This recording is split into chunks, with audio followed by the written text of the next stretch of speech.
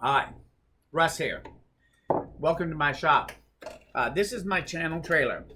I just wanted to introduce my channel and give you an idea of what you can see and expect from this channel.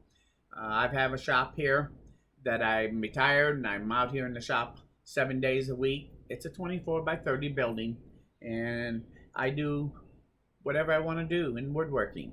So basically my channel theme is going to be one of probably 4 different categories. One of the main themes that I'll be doing is what I call my OTB thinker, outside the box thinker. And what that is that is going to be items that should fall under one of 5 different categories: problem solving, um, making something better, repurposing, multitasking, or whimsical. For example, whimsical.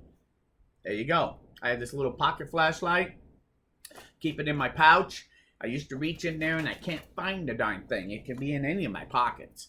So what I did is I just made this little addition to it. And now it's easy to find in there, easy to hold. I don't drop it. And technically, not only is this whimsical, but it's multitasking.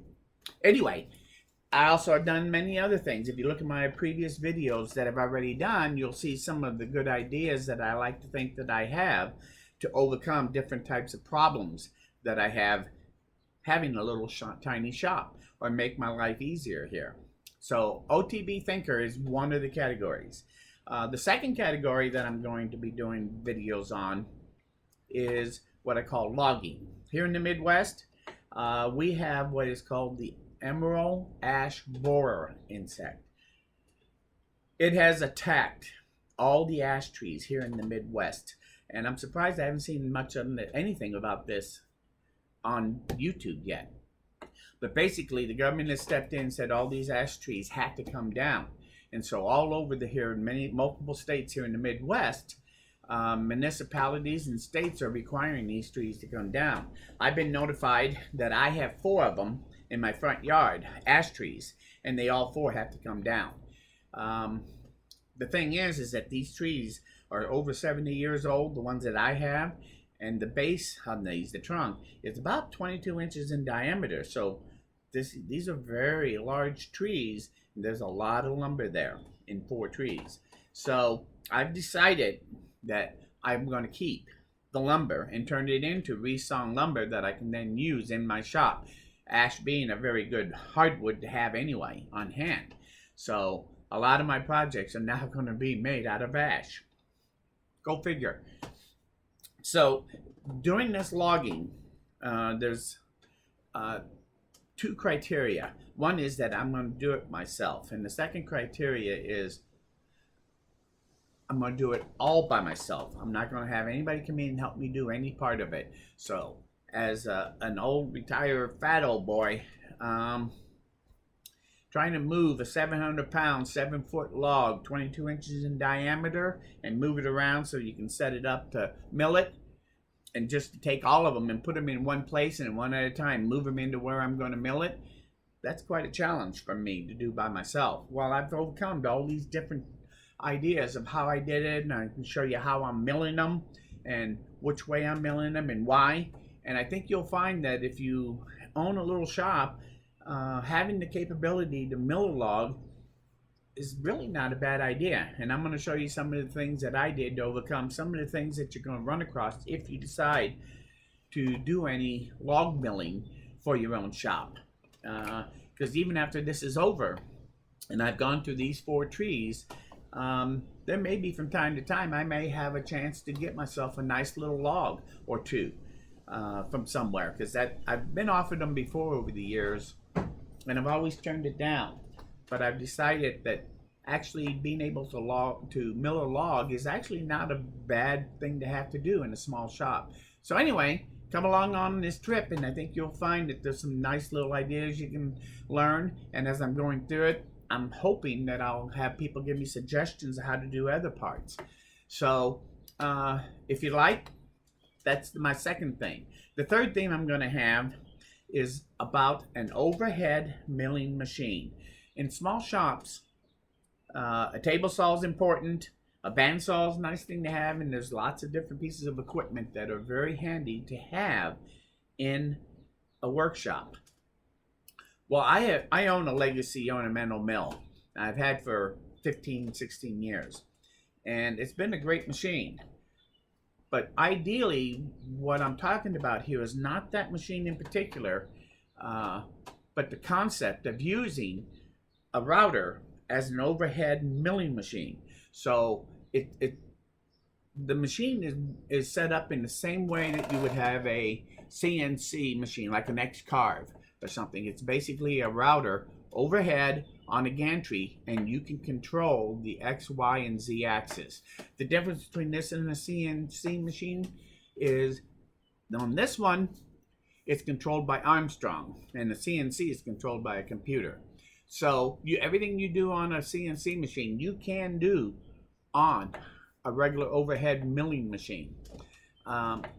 So I'm going to show you some of the ways that I have taken. If you own a legacy machine, I'm going to show you some of the things that I did to take this Lego machine and actually turn it into a really nice, easy to use milling machine. When it came from the factory, there's a lot of things about this machine that I didn't like, and they were hard to set up and hard to do. And over the years, I've made a lot of improvements to turn this machine into what it is now. But also, I've come to the conclusion that if you don't buy this machine, and what I know now, if I was to not have this machine, I could actually build something very comparable to it and actually make it any size I want. This particular machine is probably, it's 7 foot long and about 12 inches wide. So my work area, like if you think about a CNC machine, the amount of work area that you have and how big you make your platform area for your machine. With the Lego machine, if you build your own overhead milling machine, you could actually make it any size you want. And you could make it 3 by 3. You could make it 18 inches by 3 foot. So the machine, once you understand the basic concepts of how to make an overhead milling machine, I think you may come up with some good ideas yourself to be able to build something very comparable to an overhead milling machine. If you take a router and you turn it upside down and put it in a table, it becomes a router table, which most shops have. And I've lived and died by my router table many times over the years. It's a very handy tool to have in a small wood shop. If you turn it sideways, then it becomes a horizontal machine or a panta rounder. If you put it up above, then it becomes an overhead milling machine. The thing about putting it up above and overhead is I can do everything I do on my router table, I can do on my milling machine. Everything that you can do with a panta router or with a horizontal milling machine, or horizontal one, I can do with my overhead milling machine. The difference is I can do a lot of things with the overhead milling machine that you can't do with those other machines. On top of that, with an overhead milling machine, I actually can mill wood flat, I can mill it true, I can taper it, I can do anything I want to a piece of wood to make it, to shape it to what I want. So the milling machine has the capabilities of a jointer, a planer, and a router table, a panta router, and more. And it'll actually, you can do a lot of things on there that you can do on a lathe. Because my legacy machine, I actually can do a lot of, I'd rather do a lot of the things I do on it rather than on my lathe. And so it has some huge, huge capabilities. But learning how to do all these different things and figuring out how to build the different pieces that you need for your machine to get it to do these things is the challenge. And I have actually overcome a lot of those types of issues with my machine. And so when I show you how I use it, which I will do, if you own a legacy machine, you're going to enjoy this theme because you'll see a lot of the things that I did to my legacy that you'll go, oh, that makes it much better and easier to do that. And you'll find that to be true on this. But if you don't own a machine, but you'd love to have some kind of overhead milling machine, I think you'll find that we can work together, and you'll see some ideas of how to take those and apply it to building your own milling machine. Because again, you can make it any size you want. You can put any size router on it you want. So you can have a small 12 by 12 inch milling machine that would be extremely handy to have, or you can build it bigger. You can make it whatever size you want, just like a CNC machine. They come in many, many different sizes. And so once you see the Legacy in action, I think you'll see some of the things, the capabilities of moving that router up above your work has some extreme advantages to being able to do. But you do create issues that you have to overcome in order to do it that way, instead of some of the other conventional ways that people are used to using it. So hopefully we'll open your eyes up to the Legacy machine and to the overhead milling capability as we go along. So that's my third thing. The other thing I'm going to have is what I call the random thing. And in there you'll see all the oddball things, like my shop tour. I'll probably do a short article about me, where I live, who I am, what I do, my shop dog, and different things like that. Some of the things we do are going to be whimsical. For example, my pocket flashlight. Always hard to find in my pocket, so what did I do? I added a piece to it that makes it easy to use, easy to find in my pocket, still very useful, and actually it multitasks. So stick around. Come along and let's see what we can do together. And all comments and ideas are appreciated. And most of the time, that's where I get all the things that I do. That's where I get them, is from other ideas. So let's go on this thing together if you like. And don't forget to subscribe so that you don't miss any of them. Thanks. And we'll see you again very soon.